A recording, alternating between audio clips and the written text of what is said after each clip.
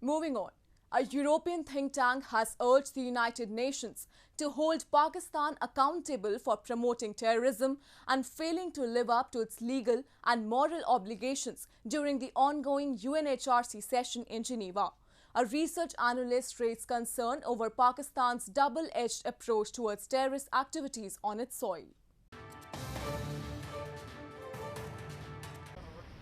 A European think tank during an intervention at the ongoing 46th UNHRC session in Geneva on Wednesday urged the United Nations to hold Pakistan accountable for promoting terrorism and failing to live up to its legal and moral obligations. Aaron Megana, a research analyst at EFSAS, the European Foundation for South Asian Studies, expressed concern that in 2019 and 2020, following growing diplomatic pressure and seemingly not driven by a genuine attempt to combat terrorism, Pakistan claimed to have arrested Hafiz Saeed and Zakiur Rahman Lakhvi, two UN-designated terrorists. These sham arrests exemplify Pakistan's double-edged approach towards terrorist activities on its soil, he said.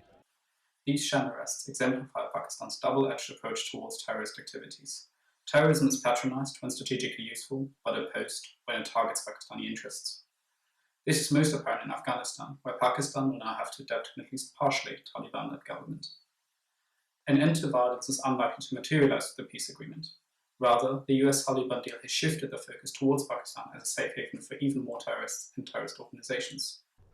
The global terror watchdog Financial Action Task Force last month announced that Pakistan will continue to remain on its grey list due to failure to comply with all the points of a plan of action set by it to combat terror financing. The FATF said there had been serious deficiency on the part of Pakistan in checking terror financing.